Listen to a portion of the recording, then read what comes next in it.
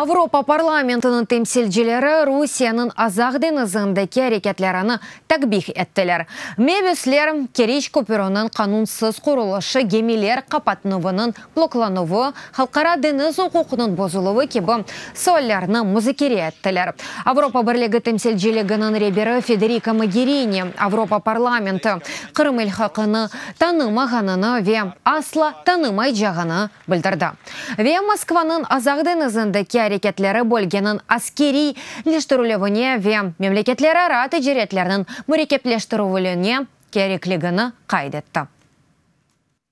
6 months ago, Да, 6 ай әвелісі Русия Украин лиманларындан Азақ денізіне еді оларға таба yol тұтқан юг гемелеріні ені бір усуны тешкермек башлады. Бұ тешкерулер нәтижесінде гемелер чоқ вақыт тұтыла ве сонки ай ішінде бұ әрекетлер кескін тарызда артты. Бүгінде 200-ден зияды Украин ве халқара гемелері Русияның тешкерулерінде кечті. Базаларда бұ тешкерулер бір қач күнде девам етті.